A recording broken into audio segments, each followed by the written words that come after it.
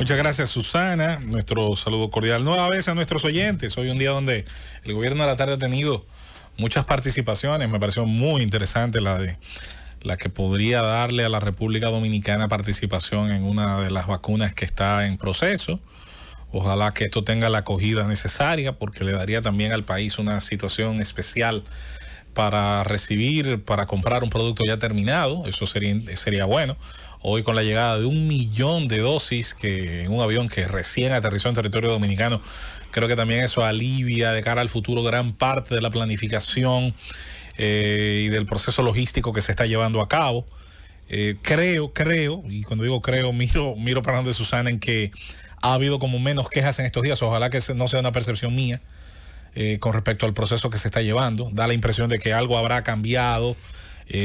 Alguna aplicación de la logística pues puede haber mejorado. El hecho de que tal vez se esté llamando a la gente no tanto así abiertamente, vengan todos aquí a tal o a cual sitio, sino que se estén listando a la gente, pues puede, qué sé yo, estar ayudando a que las cosas se hagan de una mejor manera. Eso es lo que queremos, eso es lo que nos gustaría que siga ocurriendo y que pueda brindarle a la República Dominicana paz en ese sentido. No hay vuelta atrás. Las vacunas han llegado y seguirán llegando, y el proceso de normalización de lo que nosotros hemos convenido en llamar las rutinas productivas no va a parar. Fue gradual, fue lento. Para mí fue innecesariamente lento. Yo creo que se retrasó exageradamente la idea de ir abriendo gradualmente, como lo pedíamos desde el inicio, aspectos de la vida y trabajo de tantos dominicanos, sobre todo de grupos más vulnerables. Todavía hay gente que no ha entendido de por qué la naturaleza de nuestra petición desde hace meses. Se trataba de hacer otra vez al tejido productivo dominicano lo más autosuficiente posible, a la espera de que ya en el tema sanitario se fueran produciendo de alguna manera esos avances. El tiempo fue demostrando precisamente que la pandemia, independientemente de su afectación, pues tenía límites. Hay unos límites naturales a la misma. Salió una información que es, como digo yo, la macabra contabilidad, que nos ayuda a comparar sucesos. Las muertes por vehículos, por tránsito, decía una nota de un periódico hace 2 días, superaban a las de COVID-19.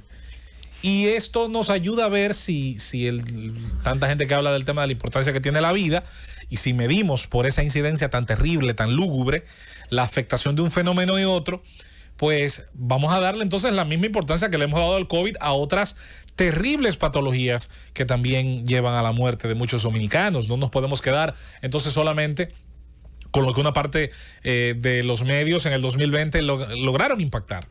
Además de esa mecánica del miedo, señores, había quienes estaban aupando otra vez un cierre del país casi general para la Semana Santa. Luego usted decía, pero ¿en qué estadísticas se basan?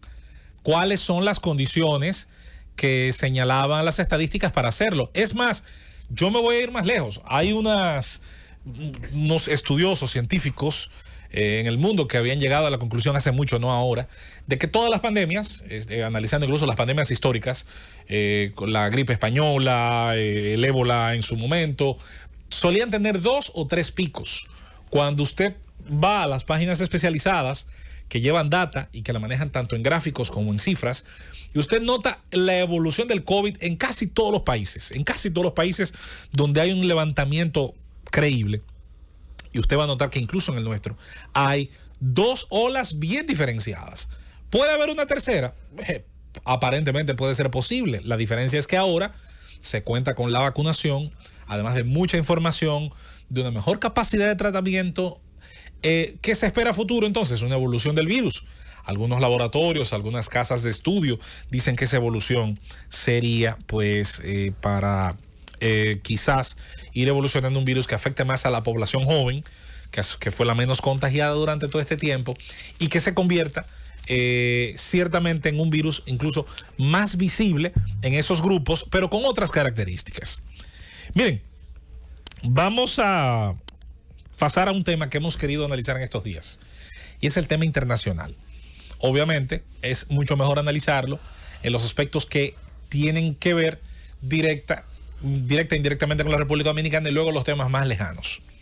Lo primero es, además del famoso bono que le está dando el Estado norteamericano a sus ciudadanos, cosa que ya pasó en varias ocasiones el pasado año y que mucha gente celebraba, sobre todo la diáspora, y que mucha gente incluso decía que muchos de esos recursos terminan en forma de remesas llegando al país.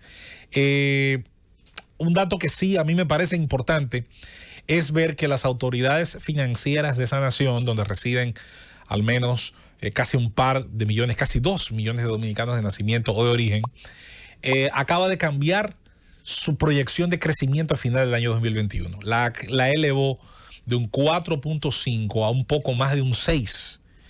En números, usted dirá, bueno, hay países que crecen un 7, un 8, un 9, un 10, hasta 14 o 15. El detalle está en, es que es bueno recordar que el crecimiento porcentual guarda una gran relación con la base de crecimiento, es decir, el Producto Interno Bruto, los países más grandes del mundo, los países más importantes en materia económica, sus crecimientos en términos porcentuales de un 3, de un 4, suelen ser muy buenos porque estamos hablando de un volumen mucho mayor. La cantidad de riquezas que esos países generan a través de sus enormes estructuras industriales, agrícolas, mineras, pero sobre todo de la economía de servicios, de las altas finanzas y de muchísimas otras herramientas, además del impacto que generan ya las empresas tecnológicas, por ejemplo, que tienen una altísima incidencia hoy en el día a día de mucha gente en el mundo, pues implica que esas naciones, cuando se habla de un crecimiento cercano a un 5% o mayor a un 5%, se está hablando de un crecimiento excepcionalmente alto. Ojo, también hay que agregar de que así mismo como es excepcional que naciones con ese tamaño, y sobre todo en el caso de Estados Unidos, una economía de ese tamaño pueda crecer más de un 5%, también hay que de alguna manera aterrizar el dato y recordar que cuando, como ha explicado otras veces aquí el compañero Esteban, cuando se viene de un descenso, lo más natural es que se dibuje esa V corta, esa famosa recuperación en V, y se den unas tasas de crecimiento posteriormente bastante altas. Por eso cuando las autoridades hablan de récords de recaudación o de un crecimiento récord, siempre Esteban matiza y dice, bueno, recuerde que no es un récord en relación a años normales, es un récord en relación a un descenso importante, motivado sobre todo en los cambios que produjo en políticas económicas y en recorte de libertades la pandemia. Pero yendo al tema en cuestión, si esa economía logra crecer hasta ese punto, ojo que va a arrastrar por inercia todavía algunas medidas económicas que se tomaron en la anterior gestión, antes de que esta gestión del presidente Biden termine generando su propio sello, su propio impacto. Ojo que yo tengo mis dudas sobre ese impacto primerizo. ¿Cuál va a ser? Ya se habla de una subida de impuestos, ya se habla de que podría haber un incremento en tasas impositivas, sobre todo de empresas, una de las más altas desde 1993. En aquel año Bill Clinton hizo un incremento de las tasas impositivas que tuvo un efecto político muy rápido, perdió las elecciones de medio término, aquella famosa revolución conservadora de la mitad de los 90. ¿Qué otro elemento puede incidir en términos del comportamiento de la economía en esa nación y de su influencia directa en República Dominicana como socio principal? Bueno, la política que pueda tener el presidente Biden, la administración demócrata en relación a la política internacional. Y aquí viene, y qué pena que no está aquí uno de nuestros compañeros de primera hora, el amigo Abel Martínez. Abel Martínez de Santiago, Abel Guzmán Ten. Mañana se lo voy a recordar a Abel, aunque sea para darle un poquito de quisquilla. Ese Biden, que era el representante de la paz, y que derrotó a Trump, además de que ayer dio órdenes, que yo personalmente no critico porque no conozco los contextos que le obligaron a dar esas órdenes de bombardeo en Afganistán, que ya hizo incursiones aéreas en territorio sirio y que yo creo sus razones tendrá, o las informaciones de inteligencia que le habrán llegado y que habrán hecho pues práctica esa decisión, no las conozco. Ha tenido ya una declaración muy importante hacia el jefe de Estado ruso, hacia Vladimir Putin, y entre otras cosas le llamó asesino, que es un término, lo que usted quiera, menos bonito ni diplomático. Además de que también aseguró, amenazó, como usted quiera leerlo, en que va a pagar un precio por el intento de intervenir en las elecciones del 2020, según el presidente Biden, en un hecho que pues el Kremlin ha negado siempre. Lo cual genera obviamente un tema de palabra contra palabra, de credibilidad contra credibilidad. ¿Es esto un indicativo de cómo van a ser las relaciones, que parece muy claro, ¿no?, de los próximos años venideros, al menos en esta administración demócrata, con respecto a Rusia, que ya es un país sometido a una serie de sanciones comerciales por parte de los Estados Unidos que tienen una incidencia en su economía. La Unión Europea también tiene una serie de sanciones que sobre todo limitan una parte de los intercambios comerciales. Rusia es un gran comprador, por ejemplo, del agro de algunos países europeos. Compra una serie de productos que son difíciles de producir en su territorio por un tema climatológico, sobre todo relacionados a las carnes, a ciertos grupos alimentarios. Rusia, no olvidemos, es uno de los 3 países que más crudo produce el mundo. Es a su vez un gran surtidor energético de la Europa desarrollada, sobre todo para temas del gas natural, en momentos en que el frío, cada año es un tema estacional, genera una enorme necesidad en el aspecto energético. Hay unas de cal y unas de arena. Ese crecimiento económico promete, podría ayudar bastante a tener un impacto positivo para nosotros como un país que está dentro de una órbita comercial y cultural que sin duda se ve muy influenciada por los Estados Unidos.